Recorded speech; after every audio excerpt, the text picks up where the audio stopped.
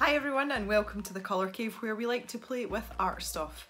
It is time for our monthly Scrawler challenge, and the prompt this month was Enchantress. I am warning you now, there are a few mild profanities in this video, which I'm terribly sorry about, but just in case you don't like that kind of thing or you've got children around about, I'm warning you in advance. I would like to thank everyone who commented on the unboxing video to let me know that the Chunky Monkey pencil actually fitted into the large hole in the pencil sharpener that was provided in the box. That was a great help, so I appreciate that. And yeah, the other thing that I just wanted to mention, if I have anybody viewing from the UK and you are a fan of the Derwent Burnisher pencils, I now have 2 going spare and I will be happy to post them to anyone who wants them. So you can get in touch with me via the comment section or even one of my social media links, which will be on the end card. Moving swiftly along. This did not go well, so I'm just going to cut to the video and we can get going. For the first time in a very long time, this Scrawler challenge really did challenge me, and to be quite honest, it was a shit show from start to finish. I made the executive decision not to use the paper that came in the sketchbook provided because I wanted to preserve that sketchbook possibly for another use. So the next simple idea I had was, I'll just do this in my normal sketchbook. That was my first mistake.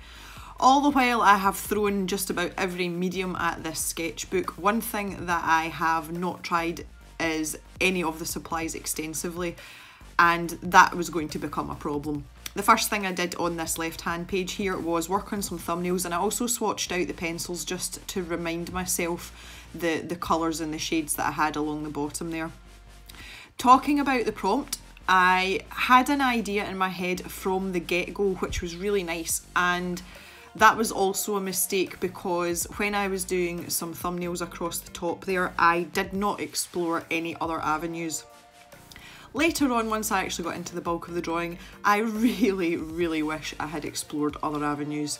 So being stubborn and with this idea stuck in my head, I thought I'm just going to work on this, try out and make sure that I have adequate supplies to, you know, make a reasonably good job of this, and then I'm just going to go for it.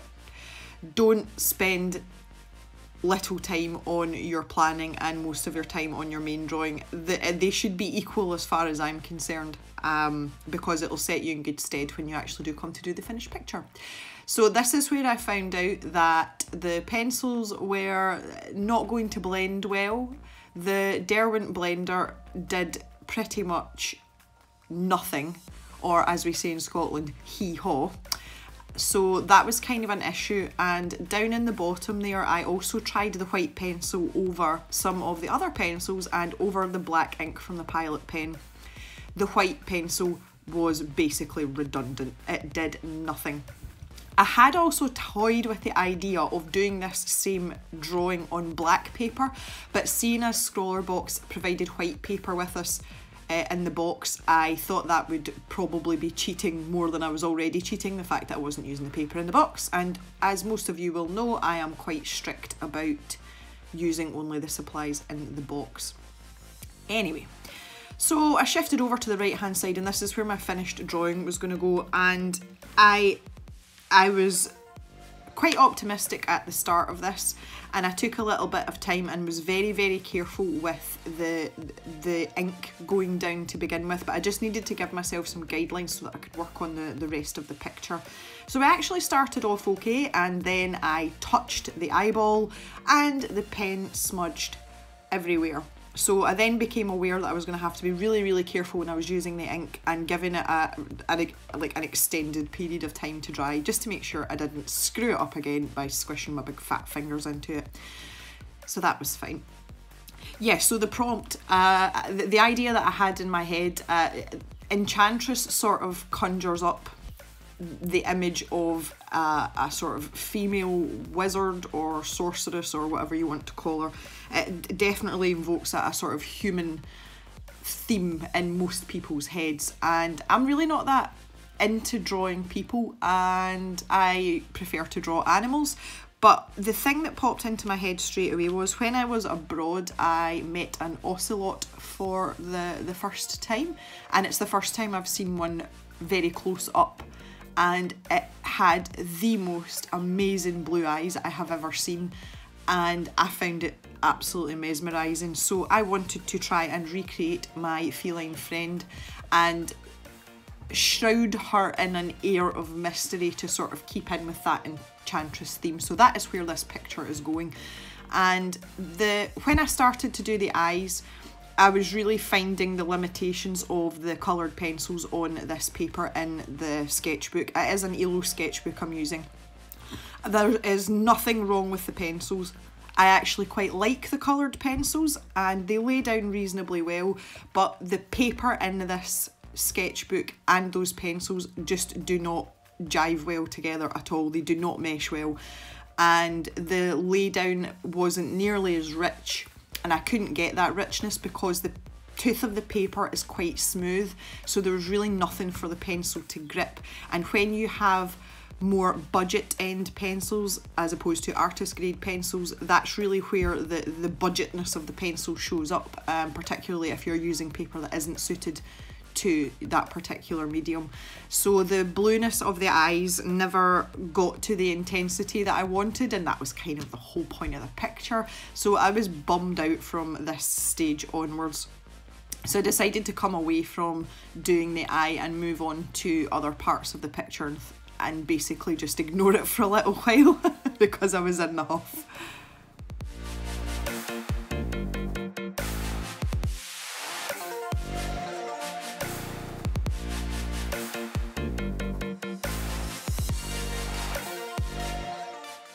I did jump about this picture quite a lot as well, and it's something that I tend to do anyway when I'm doing a picture with this much detail in it. It's best to move around and go back to certain bits, and it's just to keep a sort of evenness in the picture. And it's one of the things that kind of makes me feel comfortable when I'm doing stuff like this. I have to say that these pencils sharpened really well in the sharpener that was provided for us. I was really impressed with it, you know, using it over a whole piece.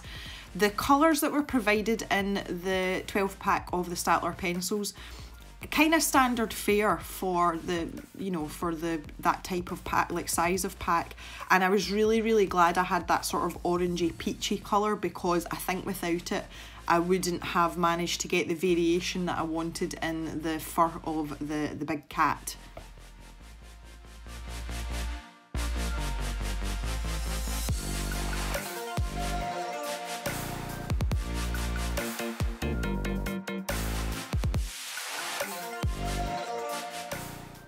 When I was doing the markings on her coat, I actually had no intentions originally of using anything other than the black pencil and possibly the brown pencil that came in the pack.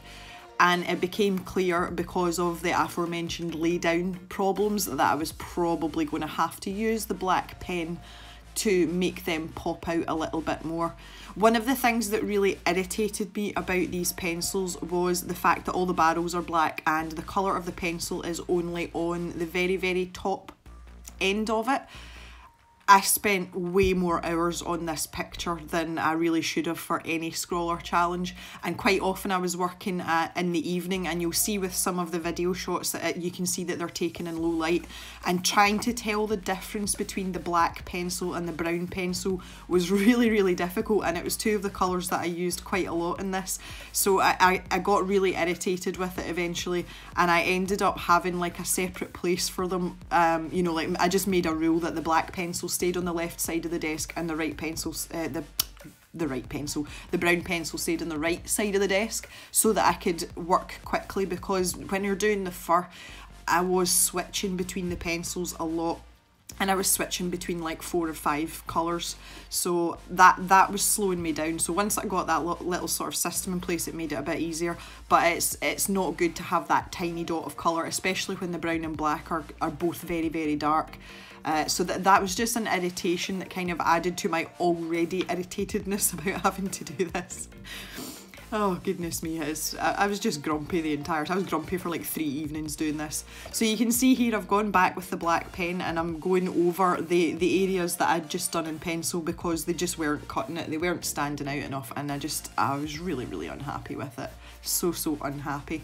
This is the centre point in the nose, and that was basically just a marker for me so that I could put in the rest of her little black flecks and make sure that it wasn't too lopsided.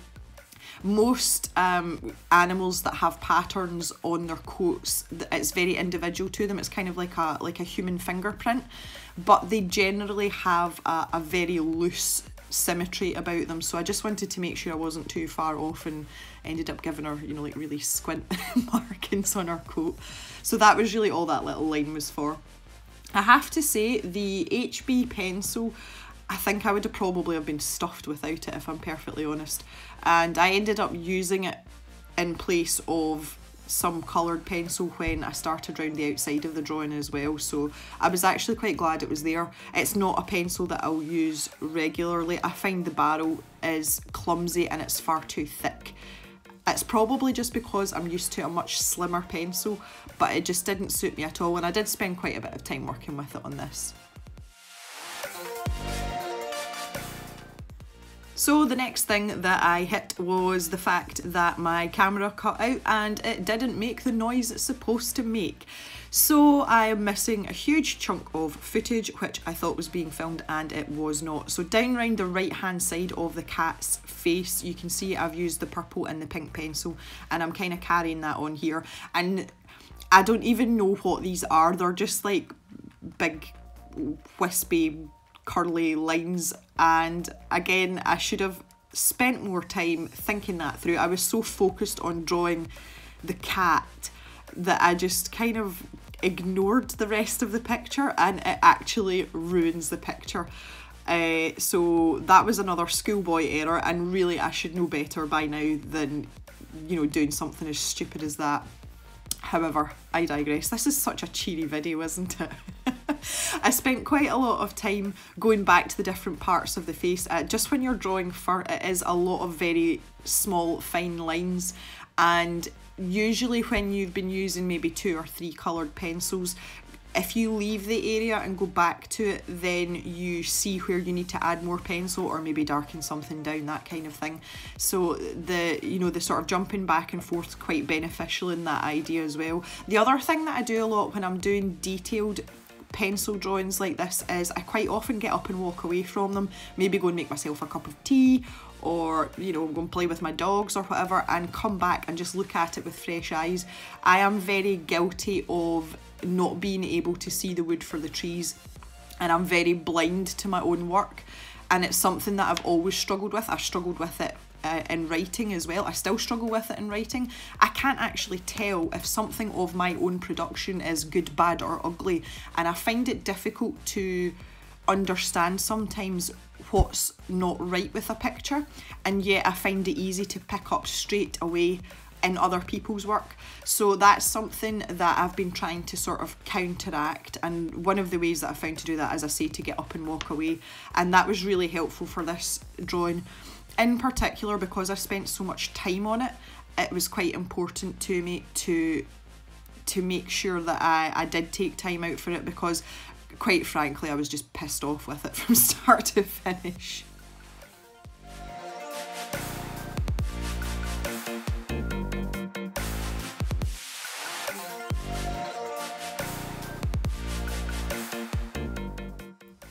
Yeah, so this was the fun bit. I really enjoyed doing the fur texture on the nose. It's quite complicated because as you move down the cat's nose, the fur starts to grow in different directions. If you own a cat of any description, look at the fur on their noses. It starts off kind of going together, you know, from either side and up the way near their eyes, and then the closer you get down to their nose, it just starts going crazy.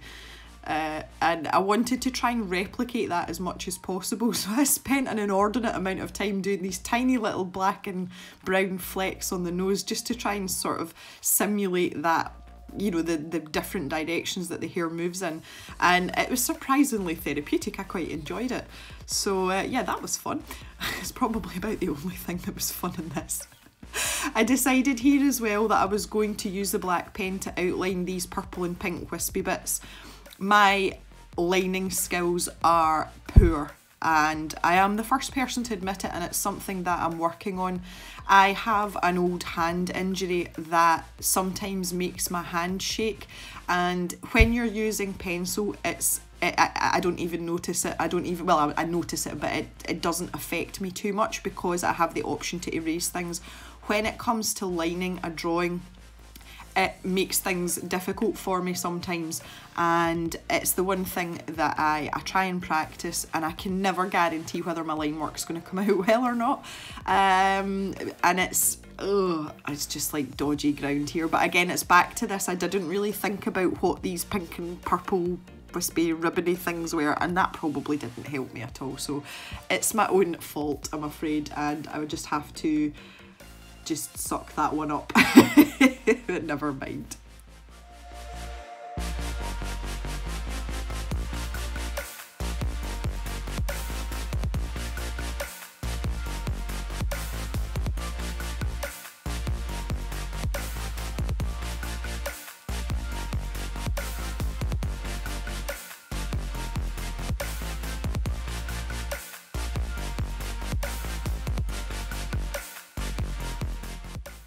So down in the bottom right here, you can see that I have started to draw in some clouds, and I used the HB pencil for that. I did add a tickle of colour to it, but it was just to try and kind of like create that mystery shroud type idea and make these silly purple and pink lines a bit more cohesive. You can see there, that was me trying the blender and the burnisher on the pencil, and they did the grand sum of absolutely nothing. I literally just did that so that I could say that I had used the supplies that came in the box. The paper itself in this sketchbook is really, really smooth, so the burnisher and blender wasn't going to do much considering how many layers of pencil that I had put down on the drawing already. But aye, well, you win some and you lose some.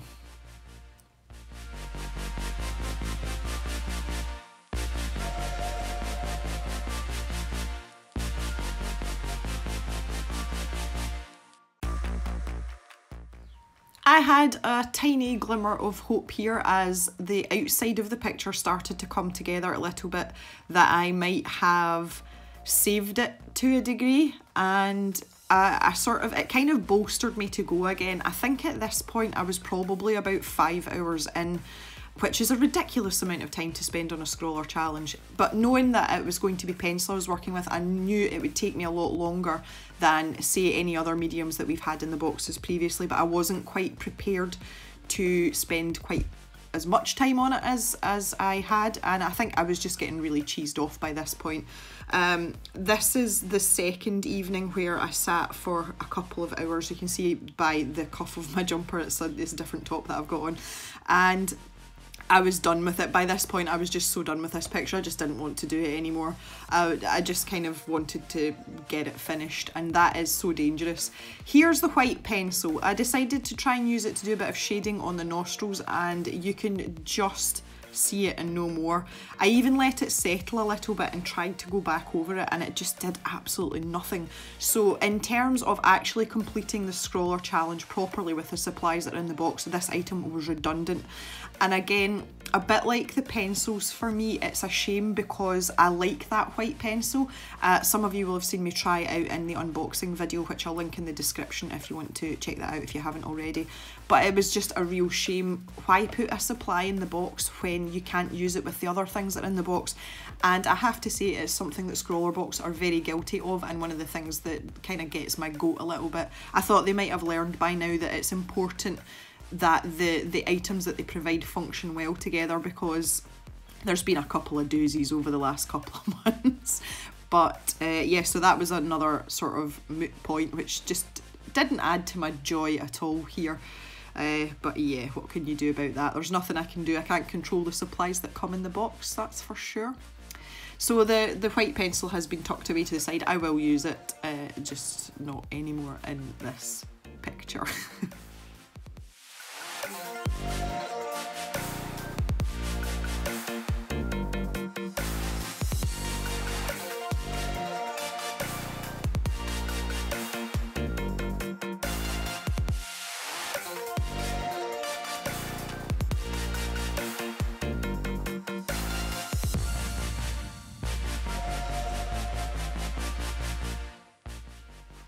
It was kind of around this point in the picture that I realised that the pink and purple ribbons, I'm just going to call them ribbons from now on, that they looked as if I just sort of chucked them in there for the sake of throwing them in, and I wanted to try and remedy that somehow. And as I was colouring, I was thinking about it, and I decided that I would go back at the end and see how it looked, you know, once I'd completed the rest of the picture, and make a decision from there. But I thought I could maybe add a little bit of shading to them just to kind of tone them down, because obviously being outlined in black, they stand out, which I wanted, because I wanted to pull them forward from the cat's face, just so that there was that little bit of definition between the two. It's one of those ones as well though that I wish the purple had been darker. If we were provided with more of a sort of royal purple, or a, you know, a kind of darker violet purple, there would have been so much room to blend these pencils. But the purple and pink colours were so close together, and it was really difficult, teamed again with the paper situation, to get any sort of real contrast in between the pencils. I did try layering some of the dark blue over the purple, but it just made them so muddy, and I knew that that wasn't really going to be an option on the finished piece. So once again I was defeated and just had to work with what was in front of me. So I did go in and put a little bit of shading in, and I will be perfectly truthful, I took very little care over it and I spent very little time on it because I just wanted to be done. I've been exceptionally tired these last few days. Things are hotting up here at the farm, and I'm kind of on snatched time for everything, and having spent 5 or 6 hours, I don't think it was quite 6, it was maybe 5 hours on this, I just didn't care anymore. And that is the most dangerous position to be in when you're drawing a picture. Do not ever, when you're arting, keep going because you just want to be finished. Stop, go away and come back when you're feeling a bit fresher, because you end up being really dissatisfied with what you've done because you've rushed it. And that is exactly the way that I feel about this piece, and it's a shame because it started off so well, and I really feel that my rushed and poor decisions was the reason that this didn't turn out the way I wanted it to. And it was actually nothing to do with my ability to draw or create things, and that kind of frustrates me a little bit. But anyway, yeah, it's finished, it's done. I'm reasonably happy with it, kind of, maybe. It's not. Anyway, I hope you have enjoyed listening to me rant on about how terrible this process was, but I also hope as well that you have learned something from my mistakes, and you know, you might not have to go through this and just be unhappy arting, because that's never good for anyone. Thanks for watching guys, and we'll see you in the next video.